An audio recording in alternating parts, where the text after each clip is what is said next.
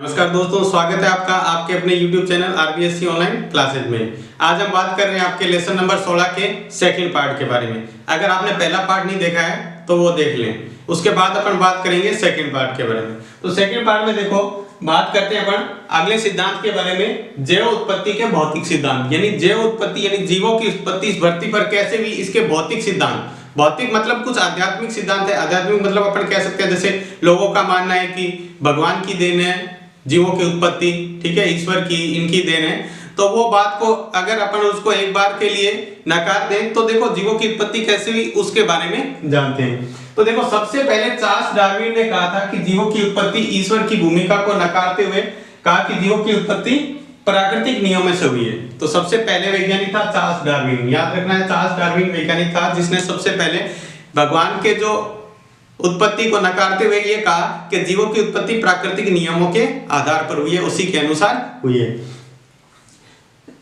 सर्वप्रथम वैज्ञानिक ऑपेरिन ने कहा कि प्रथम जीव की उत्पत्ति निर्जीव पदार्थों से हुई है। और उसके बाद वैज्ञानिक था सर्वप्रथम ऑपेरिन, इसका नाम अच्छी तरह याद रखें, ऑपेरिन वैज्ञानिक था जिसने सबसे पहले ये कहा था कि जो जीवों की उत्पत्ति हुई है यानी वो किससे हुई है, निर्जीव पदार्थों से। यानी सजीव भी किससे बने हुए हैं, निर्जीव पदार्थों से ही बने हुए हैं। उसके बाद आगे बात करें, ऑपेरिन ने बताया कि लुईस पास्चर के अनुसार यह सही है कि जीवों की उत्पत्ति जीव से ही होती है। उसके बाद एक पास्चर ने कहा था, लुईस पास्चर ने कहा था कि जीवों की उत्पत्ति जीवों से ही होती है। लेकिन ऑपेरिन ने कहा कि ये बात सही है, जो लुईस पास्चर ने कही ये बात बिल्कुल सही है कि जीवों की उत्पत्ति जीवों से ही होती है। लेकिन जो प्रथम जीव की उत्पत्ति कैसे हुई उस पर यह सिद्धांत कैसे लागू होता है। सभी जीवों की उत्पत्ति जीवों से होती है ये मान लिया, लेकिन पहला जीव कहां से आया ये इस सिद्धांत पर लागू नहीं होती है। ये बात इस सिद्धांत के लिए लागू नहीं है। उसके बाद बात करें, कुछ साक्ष्य जुटाए गए और उसके बाद बात करें तो कहा गया है कि पृथ्वी का प्रारंभिक वायुमंडल मीथेन, अमोनिया और हाइड्रोजन तथा जलवाष्प से बना होने के कारण अत्यंत अपचायक रहा होगा। यानी शुरू में जब अपन बात करें पृथ्वी सूर्य से लग हुई थी तब वो बहुत गर्म थी और चक्कर लगा रही थी, धीरे धीरे ठंडी हुई। तो पहले जो वातावरण था, वायुमंडल था, वो किससे बना हुआ था, मीथेन गैस, अमोनिया गैस और हाइड्रोजन और जलवाष्प से बना हुआ था, ठीक है। जिसके कारण ये बहुत ही क्या था, अपचायक। अपचायक का मतलब क्या होता है, जिसके अंदर ऑक्सीकरण होता है। जिस पदार्थ के अंदर ऑक्सीजन जुड़ता है वो क्या कहलाता है, अपचायक कहलाता है। जिस पदार्थ के अंदर ऑक्सीजन का जुड़ना या जिस पदार्थ से हाइड्रोजन का निकलना होता है उसे कहते हैं अपचायक। इन तत्वों के संयोग से बने यौगिकों के आगे संयोग कर जटिल यौगिकों का निर्माण किया। ये जो यौगिक थे अमोनिया, हाइड्रोजन, जलवाष्प और मीथेन, इनके संयोग से क्या हुआ, और यौगिक बने और उनके संयोग से और जटिल यौगिक। जटिल मतलब क्या होता है, बहुत उलझे हुए यौगिक बने, ठीक है।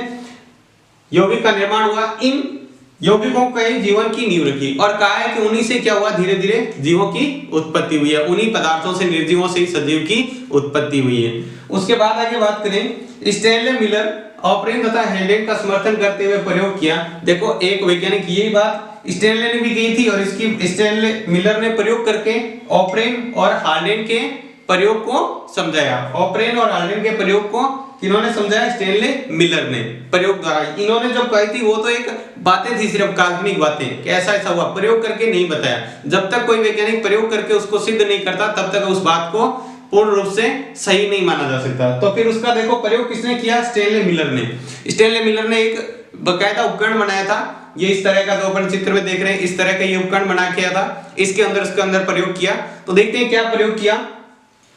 स्टैनले मिलर ऑपरेन तथा हार्डेन के समर्थन करते हुए प्रयोग के लिए एक विद्युत विसर्जन उपकरण, एक विद्युत विसर्जन यानी जिसके अंदर से विद्युत धारा प्रवाहित कर सके, ऐसा उपकरण बनाया। इसके गोल पेंदे, पेंदा देखो, आप अभी चित्र देखा था, पेंदा कैसा है, ये आपको दिख रहा है जो पेंदा, ये नीचे वाला जो पेंदा दिख रहा है ये क्या है, गोल है, नीचे से ऐसे गोल है। तो उस गेंदे के फ्लास्क में पानी भर दिया। अब इसके अंदर क्या भर दिया, पानी भर दिया और उसमें से हवा निकाल दी। पानी भरने के बाद उसमें जितनी भी हवा थी उस फ्लास्क के अंदर से, उस उपकरण के अंदर उतनी हवा को बाहर निकाल के उसके अंदर क्या भर दिया, मीथेन, अमोनिया और हाइड्रोजन।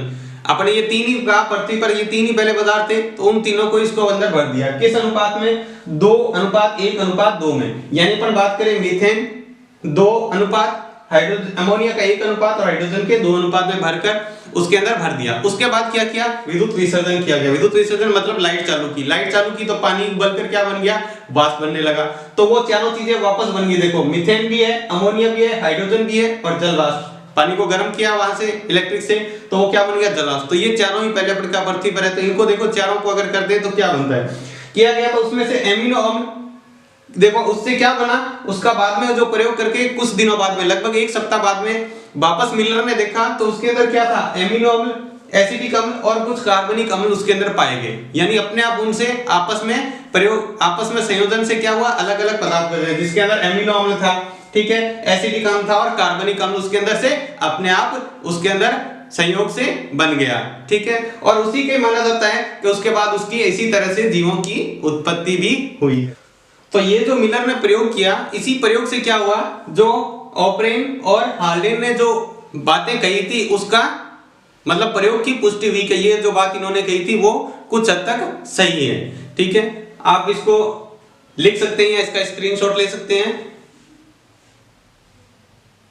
इसके बाद अपन आगे बात करते हैं सिद्धांत, जीव उत्पत्ति के आध्यात्मिक सिद्धांत, यानी जीवों की उत्पत्ति का आध्यात्मिक सिद्धांत क्या है। पहले अपने पढ़ा था भौतिक सिद्धांत, अब उसके बाद पढ़ रहे हैं आध्यात्मिक सिद्धांत। तो देखो आध्यात्मिक सिद्धांत क्या है, जीवन मात्र अणुओं का समूह नहीं है, जीवन सिर्फ अणुओं का समूह नहीं है, जैसे अपन भौतिक में पहले पिछले सिद्धांत में पढ़ा था। उसके अलावा भी कुछ है, तो क्या है, देखो जीवन के विषय में ज्यों-ज्यों जानकारी बढ़ती जा रही है, प्रथम जीव की उत्पत्ति समझना उतना ही कठिन होता जा रहा है। जैसे जैसे अपने को ये जानकारी बढ़ती जा रही है जीवों की, जीवन के विषय में जैसे जैसे जानकारी बढ़ती जा रही है, जीवन के विषय में अपन अलग अलग नए नए तथ्यों से प्राप्त कर रहे हैं, तो उनसे क्या प्रथम जीव की उत्पत्ति कैसे हुई वो उतना ही उलझन में पड़ रहा है, उसका पता नहीं है। लंबे समय से चले आ रहे ओपेरिन तथा हेडेन के विचार को उस समय गहरा धक्का लगा जब कई युवा वैज्ञानिकों ने इस बात की असहमति जताई कि आजसूक में जन्मे प्रथम जीव अपनी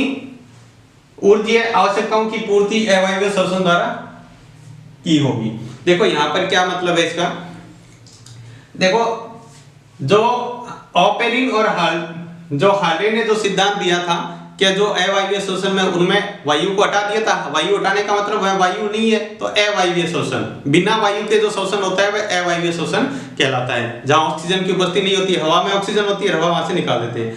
तो जो इन्होंने सिद्धांत दिया था उसका कई युवा वैज्ञानिकों ने इस बात को असहमति जता दी, इस बात को नकार दिया कि ऐसा नहीं हो सकता कि जो आजसूक में जन्मे, यानी उस फ्लास्क में जो पहले बिना ऑक्सीजन के जन्मे जीव थे, वो अपनी ऊर्जा आवश्यकता, ऊर्जा कैसे मिलती है, अपन जो भोजन लेते हैं, ठीक है, भोजन से ऊर्जा कैसे मिलती है, शरीर में ऑक्सीजन लेते हैं तब वो भोजन सरल अणुओं में टूटता है और उससे क्या बनती है, ऊर्जा बनती है। तो ऑक्सीजन के बगैर ये संभव नहीं है, तो उसकी ऊर्जा की आवश्यकता कैसे पूरी की होगी, उसने ऊर्जा कैसे मिली होगी बिना ऑक्सीजन के।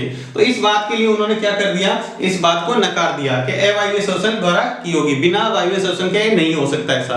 अवायवीय श्वसन का मतलब होता है बिना वायु या ऑक्सीजन की उपस्थिति में श्वसन, सांस लेना, ठीक है। तो ये इन्होंने नकार दिया, इसको गलत साबित कर दिया, ठीक है। उसके बाद बात करें, कई वैज्ञानिकों का मानना है कि हेडियन काल में जीवन सूक्ष्म बीजाणुओं के रूप में पृथ्वी पर बरसा होगा।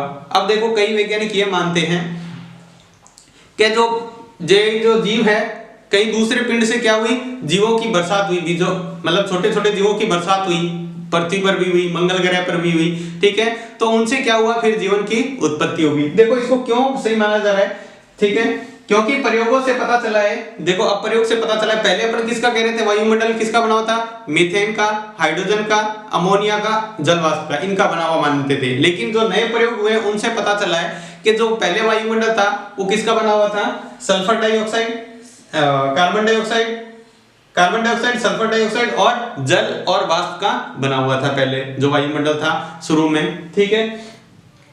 ये उसके क्या थे, प्रमुखता से वहां पर उपस्थित थे।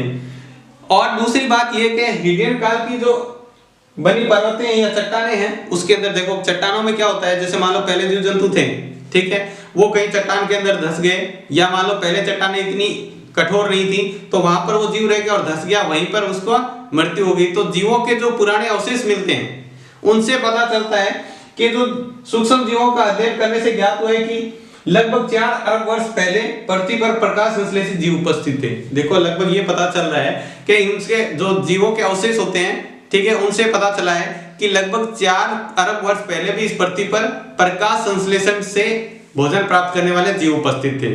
यानी प्रकाश संश्लेषण किसके द्वारा होता है, कार्बन डाइऑक्साइड द्वारा। पेड़ पौधे क्या लेते हैं, सूर्य का प्रकाश लेते हैं और कार्बन डाइऑक्साइड ग्रहण करके क्या बनाते हैं, अपना भोजन बनाते हैं।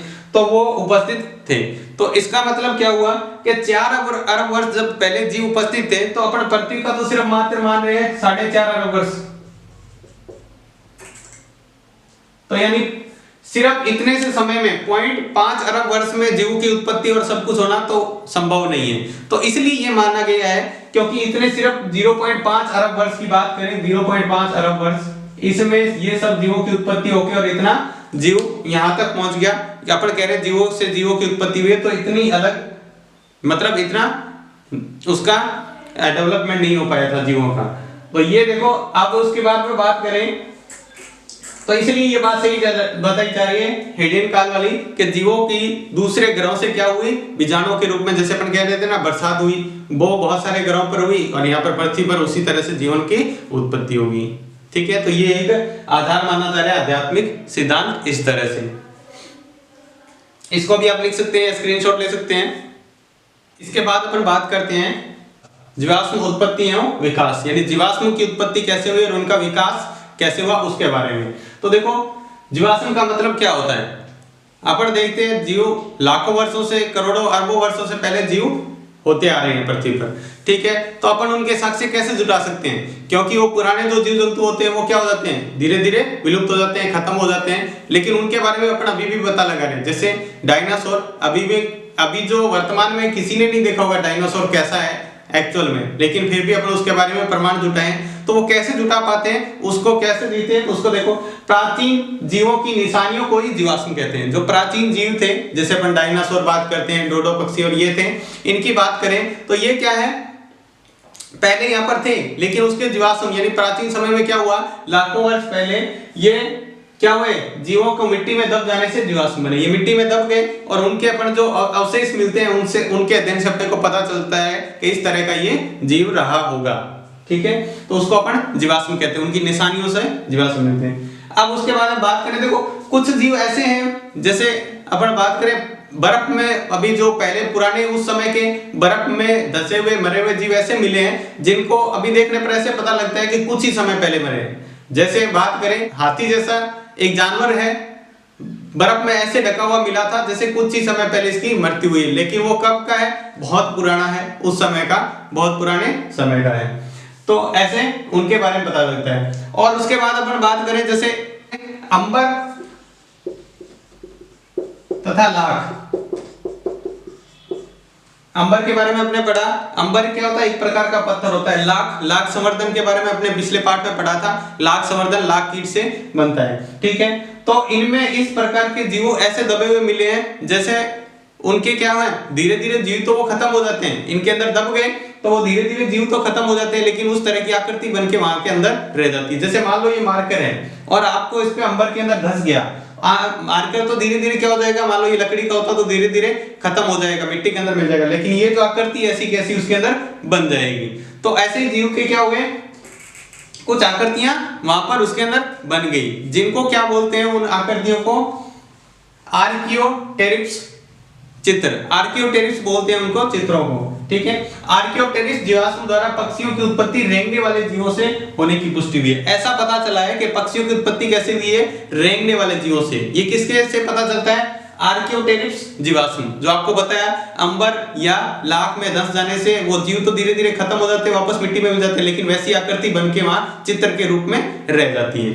ठीक है, उसके बारे में बात करें, देखो और भी कहा गया, जैसे पक्षियों की रेंगने वाली से हुई है, वैसे ही कहा गया है कि लोमड़ी है उसकी जाति से ही घोड़े की उत्पत्ति भी है। लोमड़ी की जाति से ही क्या हुआ है, धीरे धीरे उसमें क्या हुआ, विकास होता गया, आगे आगे बदलाव आते आते थे, उसी से क्या हुआ कि घोड़े की उत्पत्ति उसी से हुई है। और भी देखो इसके बारे में कहा गया है, जीवों के शरीर में कुछ ऐसे अंग पाए जाते हैं जिनका कोई उपयोग नहीं है, उसे क्या कहते हैं, अवशेषांग कहते हैं।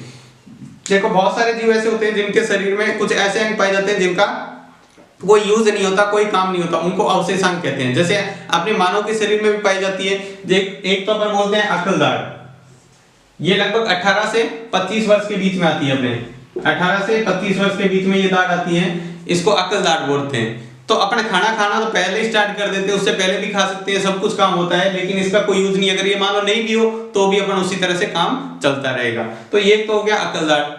ठीक है, कोई यूज नहीं है तो ये अवशेषांग होगा। एक होता है अपने हाथ के अंदर पाई जाती है अपेंडिक्स। अपेंडिक्स है वो भी क्या है, कोई यूज नहीं है अपने शरीर के अंदर। कई बार इसमें प्रॉब्लम करता है तो शरीर से ऑपरेशन द्वारा बाहर भी निकाल देते हैं, तो कोई शरीर को नुकसान नहीं होता।